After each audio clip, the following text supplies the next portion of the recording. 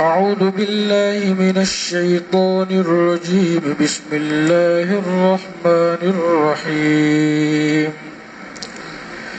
وإذ يعدكم الله إحدى الطائفتين أنها لكم وتودون أن غير ذات الشوكة تكون لكم ويريد الله أن يحق الحق بكلماته ويقطع دابر الكافرين ليحق الحق ويبطل الباطل ولو كره المجرمون. إذ تستغيثون ربكم فاستجاب لكم أني ممدكم ب1000 من الملائكة مردفين. وما جعله الله إلا بشرى ولتطمئن به قلوبكم وما النصر إلا من عند الله إن الله عزيز حكيم. صدق الله العظيم. ابھی جو آیات پڑھی جا چکی ہے ان کا تعلق سورہ انفال سے ہے. اس سے پہلے سورہ بقرہ کے، سورہ آل عمران کے، سورہ نساء کے، سورہ مائدہ کے، سورہ انعام کے، سورہ اعراف کے چیدہ چیدہ مضامین منتخب آپ حضرات کو سنائے گئے. انشاءاللہ اسی طرح چلتے رہیں گے جہاں تک اللہ چلائے گا. ابھی جو آیات تلاوت کی گئی ہے ان آیات میں غزوہ بدر کے متعلق اللہ تبارک و تعالی نے احکام بیان فرمائے ہیں. ایک بات یاد رہے، حضور اکرم صلی اللہ علیہ وسلم اللہ کے آخری رسول بنا کر بھیجے گئے. آپ پر قرآن کریم کو اتارا گیا. 23 سال کی مدت میں حضرت جبرائیل علیہ السلام کے واسطے سے وحی کے ذریعے قرآن کریم آپ پر اتارا گیا. اللہ نے آپ کو مکلف بنایا کہ بلغ ما انزل الیک، اے محمد صلی اللہ علیہ وسلم، اے رسول، یا ایھا الرسول بلغ، آپ پہنچائیں ما انزل الیک، آپ پر جو قرآن اتارا گیا وہ پوری دنیا میں پھیلائیے. اس لیے کہ اللہ کے نبی کوئی عربوں کے نبی نہیں تھے، وہ تو پوری انسانیت کے انی رسول اللہ الیکم جمیعا کا لفظ استعمال فرمایا کہ میں تمام لوگوں کے لیے آخری پیغمبر بنا کر بھیجا گیا ہوں. وما ارسلناک الا رحمتا للعالمین کا لفظ استعمال فرمایا کہ ہم نے آپ کو پوری دنیا کے لیے رحمت بنا کر بھیجا. تو رسول اللہ صلی اللہ علیہ وسلم صرف عربوں کے نہیں، صرف مسلمانوں کے نہیں، رسول اللہ صلی اللہ علیہ وسلم آج بھی دنیا میں پائی جانے والی 800 کروڑ انسانیت کے پیغمبر ہے. ہم نے اللہ کے رسول کو ہائی جیک کر لیا، وہ ہمارے رسول ہے. جی ہمارے رسول بھی ہے، لیکن وہ عیسائیوں کے بھی رسول ہے، وہ غیر مسلموں کے بھی رسول ہے، وہ دنیا میں پائی جانے والی پوری انسانیت کے رسول ہے. یہ الگ بات ہے کسی نے آپ کو مانا، کسی نے نہیں مانا. جنہوں نے مانا وہ امت اجابت یعنی حضور کی دعوت کو انہوں نے قبول کیا، اور جنہوں نے نہیں مانا وہ امت دعوت رہ گئی. یعنی اب ان کو دعوت دی جا رہی ہے، رسول اللہ صلی اللہ علیہ وسلم کے سچے ہونے پر دلائل دیے جا رہے ہیں، ثابت کیا جا رہا ہے کہ آپ پوری دنیا میں پائی جانے والے انسانیت کے آخری رسول ہیں صلی اللہ علیہ وسلم. اللہ کے نبی علیہ السلام نے اپنا فرض نبھایا. اللہ کے نبی علیہ السلام سے کہا گیا کہ آپ پہنچائیے. حضور صلی اللہ علیہ وسلم گھر گھر پہنچے ہیں. سب سے پہلے آپ نے ایک پہاڑی کے نیچے سب کو جمع کیا، اور جمع کرنے کے بعد یہ جملہ کہا کہ دیکھو میں تمہیں ایک بات کہہ رہا ہوں، تم میری بات کو سچا مانو گے؟ انہوں نے کہا کہ اللہ کے نبی اے محمد، آپ نے کبھی جھوٹ نہیں بولا، ہمارا تجربہ یہی ہے کہ آپ سچے ہیں۔ حضور نے فرمایا کہ میں آپ سے یوں کہوں کہ اس پہاڑی کے عقب سے دشمن تم پر حملہ آور ہونے والا ہے، آپ میری بات سچ مانو گے؟ لوگوں نے کہا سچ مانیں گے۔ پھر آپ نے کہا انی لکم بین یدی، میں آپ کے سامنے بہت بڑے عذاب سے ڈرانے والا ہوں، میں اللہ کا رسول ہوں۔ قولوا لا الہ الا اللہ تفلحوا، اے لوگو لا الہ الا اللہ کہو، کامیاب ہو جاؤ گے۔ اب وہیں سے عداوت شروع ہو گئی۔ سب سے پہلے آپ کے چچا نے آپ کے پیچھے خود بھی لگے، لوگوں کو بھی لگایا اور گالیاں دی۔ ابو لہب نے یوں کہا تبا لک سائر اليوم الہذا جمعتنا، ارے تمہارے ہاتھ ٹوٹے، تمہارا اپنی زبان میں کہیں تمہارا نک کھود جائے، تم تباہ اور برباد ہو، اسی لیے ہم کو جمع کیا تھا اس ابس بات کے لیے۔ خیر، اللہ کے نبی علیہ السلام نے اپنی ذمہ داری کو نبھایا۔ آپ نے اپنے خاندان والوں کو اور مکے کے ایک ایک باشندوں کو یہ کہا کہ اللہ ایک ہے اور اللہ کے سوا کوئی معبود نہیں، آپ برابر دعوت دیتے رہے۔ جب آپ کی وفات ہوئی، اس سے پہلے آپ صلی اللہ علیہ وسلم نے جب اللہ کی طرف بلایا تو لوگ دشمن ہو گئے۔ آپ دیکھیں گے جتنی جنگیں ہیں وہ ساری آپ پر مسلط کی گئی۔ میں نے پہلے بھی کہا تھا، دوبارہ اس مضمون کا اعادہ کر رہا ہوں چونکہ بہت اہم مضمون ہے۔ آپ کو معلوم ہونا چاہیے کہ ساری جنگیں آپ پر مسلط کی گئی۔ مکے میں آپ کو، آپ کے ماننے والوں کو بخشا نہیں گیا۔ آپ کو شیب ابی طالب میں، یعنی آپ کو اور آپ کے خاندان کو 3 سال تک ایک ایسی گھاٹی میں بند کر دیا، الگ تھلگ کر دیا، گویا بائیکاٹ کر دیا، ایسا بائیکاٹ کہ کوئی ان سے گفتگو نہیں کرے گا، یعنی محمد سے اور آپ صلی اللہ علیہ وسلم کے پورے خاندان سے۔ ابو طالب میں اس میں شامل تھے، ان سے کوئی گفتگو نہیں کرے گا، ان کو کوئی سودا نہیں دے گا، یعنی سبزی ہے، گوشت ہے، جو بھی اس زمانے کی چیزیں ہیں وہاں نہیں پہنچے گی۔ یہاں تک کہ شادی بیاہ کا بھی تعلق ختم ہو گیا اور یہ وثیقہ لکھ کر کعبۃ اللہ پر لٹکا دیا۔ معلوم ہے کہ وہ چھوٹے چھوٹے بچے بھوک اور پیاس سے بل بلاتے تھے، مکے تک ان کی آواز گلیوں تک پہنچتی تھی، چھوٹے چھوٹے بچے بھوکے تڑپ رہے ہیں، پتے کھا رہے ہیں اور ان کا کوئی پرسان حال نہیں۔ حضور صلی اللہ علیہ وسلم کو یہ تکلیف دی انہوں نے۔ پھر اللہ تعالیٰ نے جب راحت کر دی، صدیق اکبر کو ستایا، اتنا مارا کہ مرنے کے قریب ہو گئے، حضرت عثمان کو بھی اتنا ستایا، اور حضرت یاسر، ان کو تو ان کی جو بیوی تھی حضرت سمیہ، ان کو تو شہید کر دیا گیا۔ عمار کے والد حضرت یاسر کو بھی شہید کر دیا گیا۔ اللہ کے نبی کا گزر ہوا، صبرن یا آل یاسر، اے یاسر کے خاندان والو صبر کرنا۔ کیوں ستایا گیا؟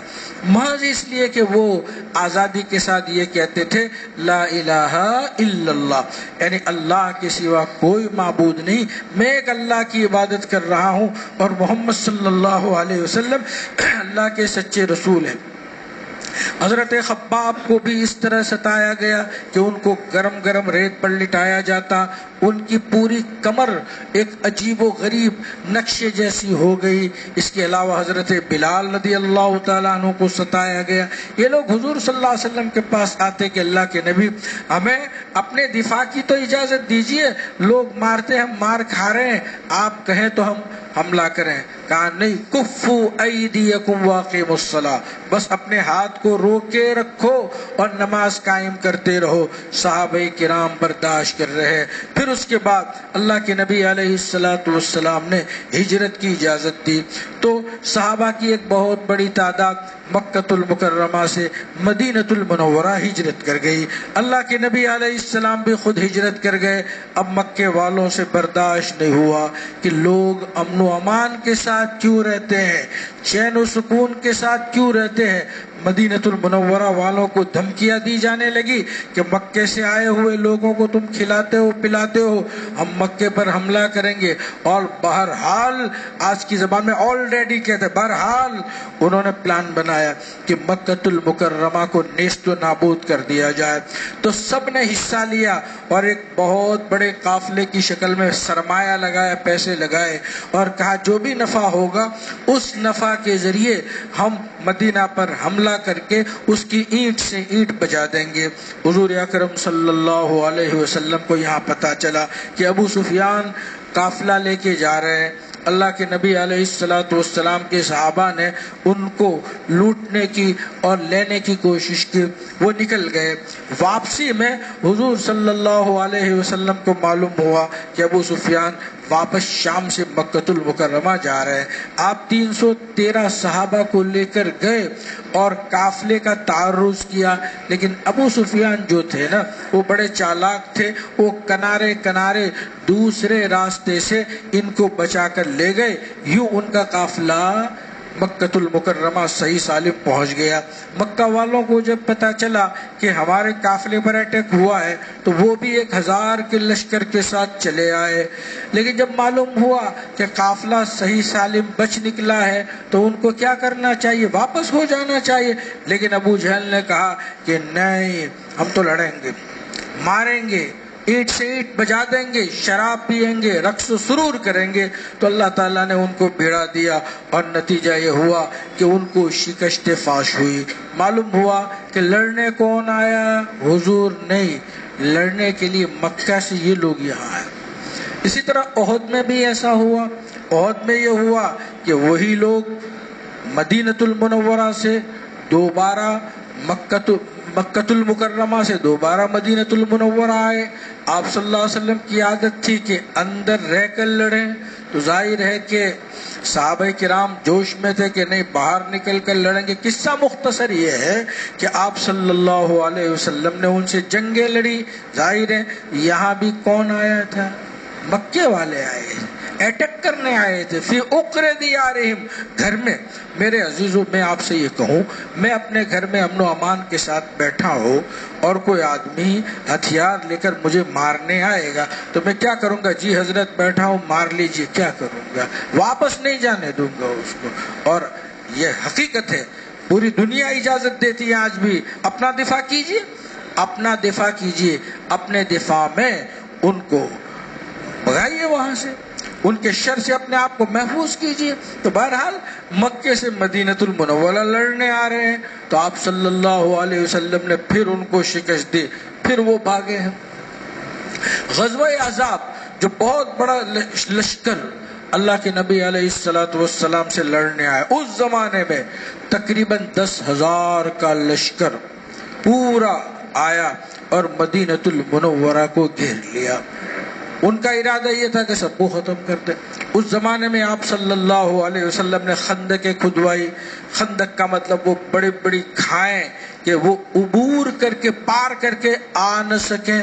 اللہ تبارک و تعالیٰ نے بھی اس وقت بھی مسلمانوں کی حفاظت فرمائی اور قرآن نے اس کا تذکرہ کیا، یا ایھا الذین آمنوا اذکروا نعمت اللہ علیکم اذ جاءتکم جنود فارسلنا علیہم ریحا وجنودا لم تروها وکان اللہ بما تعملون بصیرا اذ جاءوکم من فوقکم ومن اسفل منکم واذ زاغت الابصار وبلغت القلوب الحناجر وتظنون باللہ الظنون هنالک ابتلی المؤمنون وزلزلوا زلزالا شدیدا۔ اللہ نے آسمان سے لشکر اتارا تھا، فرشتوں کا لشکر اترا تھا اور اللہ نے اہل خندق کی حفاظت فرمائی۔ اندر یہودیوں نے غداری کی تھی، بنو قریظہ نے، اللہ تعالیٰ نے ان کو بھی سبق سکھایا۔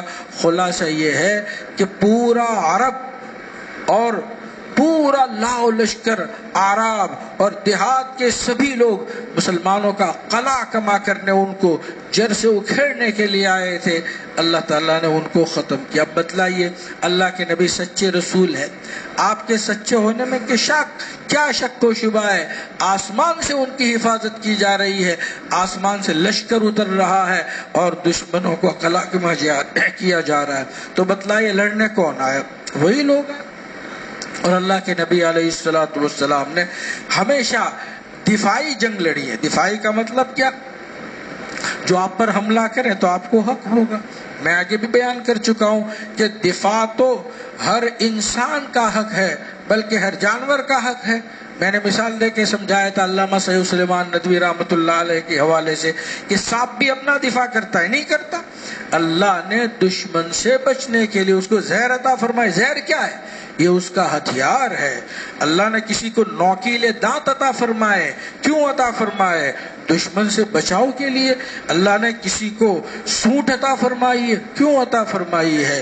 اللہ نے کسی کو پنجے عطا فرمائے، کیوں عطا فرمائے؟ ارے چونٹی بھی کاٹتی ہے؟ نہیں کاٹتی، وہ بھی اپنے آپ کو۔ تو اللہ تعالیٰ نے ہر ایک کو ہتھیار عطا فرمایا ہے اپنے دشمن سے بچاؤ کے لیے۔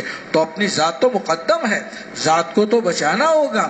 یاد رہے، اسلام میں جتنی لڑائیاں ہوئی ہیں وہ ساری کی ساری دفاعی ہے، اور اقدامی جو لڑائیاں وہ بھی دفاعی ہے، اپنے وجود کو باقی رکھنے کے لیے۔ ورنہ جو طالب علم تاریخ کا مطالعہ کرتا ہے، دیجئے ہندوستان میں مسلمانوں کی 1100 سالہ حکومت رہی، کبھی لڑائیاں نہیں ہوئی، ہے نا؟ سبھی آپس میں مل جل کر رہتے تھے۔ ظاہر بات ہے جب اسلامی حکومت ہو تو ہر ایک کو اپنے اپنے مذہب پر آزادی سے جینے کا حق مل رہا ہے۔ اب دیکھیے، جیسے ہم لوگ ہندوستان میں رہے، الحمدللہ اپنی نمازوں کے ساتھ ہے، اپنے روزوں کے ساتھ ہے، اپنی زکاتوں کے ساتھ ہے، اپنے حج کے ساتھ ہے۔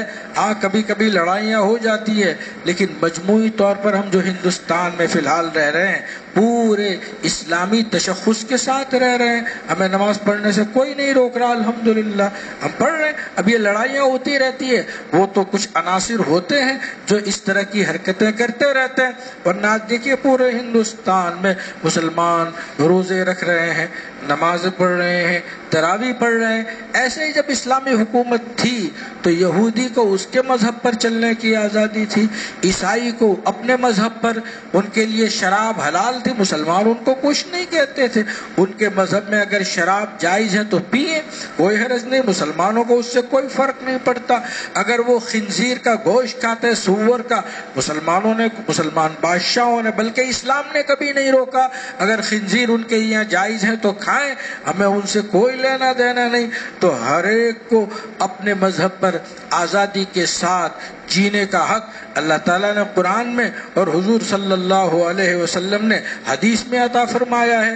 اور جب مسلمانوں کی لڑائیاں ہوتی تھی تو اس کے اصول ہوتے تھے، اس کے ضابطے ہوتے تھے۔ اصول یہ ہوتا تھا کہ اچانک کس پر حملہ نہیں کیا جائے گا، کسی عورت پر حملہ نہیں کیا جائے گا، دودھ پیتے بچے پر حملہ نہیں کیا جائے گا، جتنی مذہبی عبادت گاہیں ہیں ان کو مسمار اور ان کو توڑا نہیں جائے گا، ان کو برقرار رکھا جائے گا۔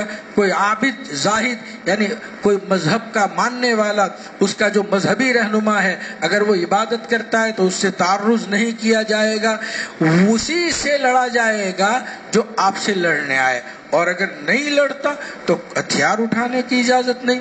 نبی اکرم صلی اللہ علیہ وسلم نے مکہ فتح کیا تھا، خون کا ایک قطرہ نہیں بہایا۔ لوگ مورخین لکھنے پر مجبور ہو گئے کہ ایسا فاتح ہمیں کبھی نہیں دیکھا۔ آپ دیکھیں بلقیس کے الفاظ قرآن نے نقل کیے ہیں، ان الملوک اذا دخلوا قریۃ افسدوها وجعلوا عزۃ اہلها اذلہ وکذلک یفعلون۔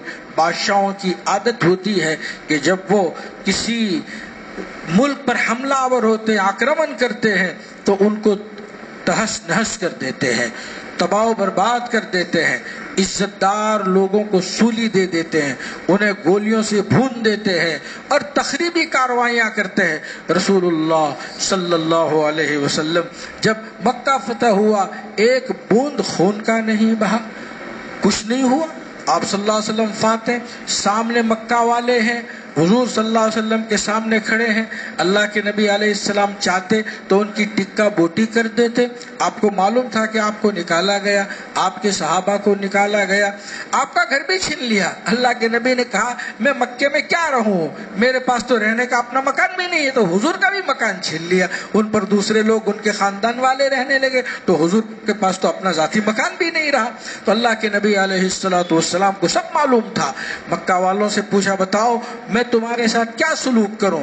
انہوں نے کہا کہ آپ تو نیک ہے اور نیکی کا حکم کر دیتے ہیں۔ حضور صلی اللہ علیہ وسلم نے فرمایا اذهبوا وانتم الطلقاء، جاؤ میں تمہیں آزاد کرتا ہوں، اب تم سے کوئی میں انتقام نہیں لوں گا، میں اپنے بھائی یوسف علیہ السلام کی سنت پر عمل کروں گا کہ یوسف کے بھائیوں نے یوسف کو بہت پریشان کیا علیہ السلام، لیکن جب موقع ہوا مصر کے گدی پر جب بیٹھے تخت نشین ہوئے تو آپ نے اپنے تمام بھائیوں کو معاف کر دیا۔ چاہتے تو سولی دے سکتے تھے، چاہتے تو زندہ کھال اتروا سکتے تھے، چاہتے تو ان کو دیوار میں چن سکتے تھے، جو بھی ان کے حق میں خطرناک ہو اور تکلیف اور اذیت ناک سزا ہو سکتی دے سکتے تھے، لیکن یوں کہا لا تثریب علیکم اليوم، جاؤ آج تم سے کوئی انتقام نہیں، یغفر اللہ لکم وہو ارحم الراحمین۔ اللہ کے نبی علیہ السلام نے بڑے بڑے لوگوں کو معاف کر دیا۔ ہند، جس کو ہندا کہتے ہیں، جنہوں نے حضرت حمزہ کا کلیجہ چبایا تھا، ان کو معاف کر دیا۔ ابو سفیان جو ہر مرتبہ لڑائی کر کے آئے ہیں، یعنی لڑائی کرنے کے لیے مکہ سے مدینہ آئے ہیں، تو ان کو بھی معاف کر دیا۔ وحشی کو معاف کر دیا، حضرت وحشی جنہوں نے حضرت حمزہ رضی اللہ تعالیٰ عنہ کو شہید کر دیا، حضور نے سب کو معاف کیا۔ شاعر نے خوب کہا کہ فاتحانہ مکہ آئے سر جھکائے چشم و نم، اپنے ہی کرتوت پر نادم ہوئے اہل وطن، ہند ابو سفیان وحشی کر دیا سب کو معاف، تھک چکے تھے دشمنی کرتے ہوئے سب مرد و زن۔ اللہ کے نبی علیہ السلام کی تعلیم معاف کرنا ہے۔ اپنے بڑے سے بڑے دشمن کو حضور صلی اللہ علیہ وسلم نے معاف کر دیا، آپ پر حملہ آوروں کو آپ نے معاف کر دیا، آپ کو نقصان پہنچانے والوں کو معاف کیا۔ اسلام کا حال یہ ہے کہ ہمارے یہاں غیر مسلم کی، مسلمان کی تو ٹھیک ہے، غیر مسلم کی بھی غیبت جائز نہیں ہے۔ جس مذہب کا حال یہ ہے کہ وہ کسی کی غیبت کو روانہ رکھتا ہو، بلکہ قرآن میں ہے وَلَا تَسُبُّوا الَّذِينَ يَدْعُونَ مِن دُونِ اللَّهِ فَيَسُبُّوا اللَّهَ عَدْوًا بِغَيْرِ علم، دوسرے مذہب کے جو معبود ہیں ان کو گالیاں مت دو۔ حضور نے منع فرمایا، کسی مورتی کو گالی کی اجازت نہیں، حضرت عیسیٰ کے صلیب کو، صلیبیوں کو گالی دینے کی اجازت نہیں، اللہ کے نبی علیہ السلام نے منع فرمایا۔ اسلام میں تو یہی ہے کہ آپ پیش کر دیں، لا اکراہ فی الدین، دین میں زبردستی نہیں ہے، جس کو سمجھ میں آئے وہ قبول کر لے تو ٹھیک ہے، ورنہ اس کا معاملہ اللہ کے ساتھ ہے۔ قرآن میں تو یہاں تک الفاظ ہیں لا ینہاکم اللہ عن الذین لم یقاتلوکم فی الدین ولم یخرجوکم من دیارہم ان تبروہم وتقسطوا الیہم ان اللہ یحب المقسطین۔ اللہ تمہیں کہاں روکتا ہے؟ جنہوں نے تم سے لڑائی نہیں کی ہے، جو بن مسلموں نے تم سے لڑائی نہیں کی ہے، اللہ تمہیں نہیں روکتا کہ ان کے ساتھ اچھا سلوک کرو۔ معلوم ہوا کہ غیر مسلم کی دعوت کریں کوئی حرج کی بات نہیں، ان کا تعاون کریں کوئی حرج کی بات نہیں، ان کو انصاف کے ساتھ ان کہیں تو مذہب بیچ میں نہیں آتا کہ وہ غیر مسلم ہے اس لیے ان کے ساتھ ظلم کیا جائے گا، ہرگز نہیں، ہرگز نہیں۔ قرآن نے منع کیا، ان کو کھلاؤ، ان کو پلاؤ، ضرورت مند ہو تو ان کی دعوت کرو دو۔ جی ہمارے یہاں بہت سے غیر مسلم کام کرتے ہیں، ہمیں ہدایت دی گئی ہے کہ ان کی ضرورتیں پوری کریں، غریب ہو تو ان کو صدقہ بھی جو نفلی ہے وہ دے سکتا، کوئی حرج کی بات نہیں۔ تو محض کسی کا بن مسلم ہونا یہ معنی نہیں بنتا کہ ان کے ساتھ انصاف نہ کیا جائے، ہر ایک کے ساتھ انصاف کیا جائے گا۔ اسلام نے تو جانوروں تک کے ساتھ انصاف کی رعایت کی ہے۔ اللہ کے نبی علیہ السلام کے پاس ایک اونٹ روتا ہوا آیا جو معجزہ تھا، آپ صلی اللہ علیہ وسلم نے کہہ دیا یہ اونٹ مجھے شکایت کر رہا ہے کہ ان کا مالک ان کے ساتھ انصاف نہیں کرتا۔ حضور نے بلایا ان کو، کہا ڈانٹا کہ تم ضرورت سے زیادہ ان پر بوجھ ڈالتے ہو اور واجبی مقدار بھی کھانے کی آپ ان کو نہیں دے رہے ہو، اللہ کے یہاں تمہاری پوچھ ہوگی، ان کو کھلاؤ اور پلاؤ اور ضرورت سے زیادہ بوجھ ان پر نہ ڈالو۔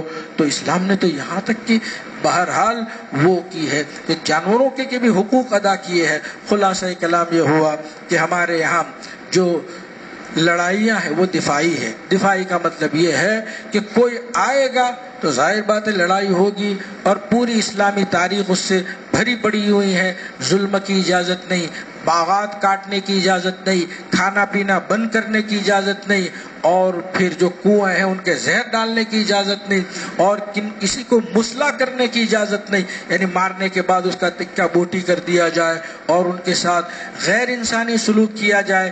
دین اسلام میں یہ بات نہیں ہے۔ یہ تو اللہ کی آخری سچائی ہے۔ رسول اللہ صلی اللہ علیہ وسلم پر آخری کتاب اتاری گئی، اللہ کے نبی سچے نبی تھے۔ دین اسلام کو قیامت تک چلنا ہے، چلے گا۔ جو اس کے سائے میں آئے گا وہ اپنا فائدہ اٹھائے گا۔ علماء نے لکھا ہے کہ دین اسلام کی مثال ایسی ہے جیسے ایک شاہراہ ہو، ایک راستہ ہو جس کے دونوں طرف پیڑ پودے لگے ہوئے ہو، اس کے چھائے میں آدمی بس سہولت سفر طے کر سکتا ہے۔ جو چلے گا اس کو فائدہ ہوگا۔ اگر مسلمان خود نہیں چلے گا تو محروم رہے گا، اگر کوئی اور اس سائے میں چلے گا تو ان کو فائدہ ہی فائدہ ہوگا۔ اللہ مجھے بھی اور آپ کو بھی عمل کرنے کی توفیق عطا فرمائے۔ سبحان اللہ۔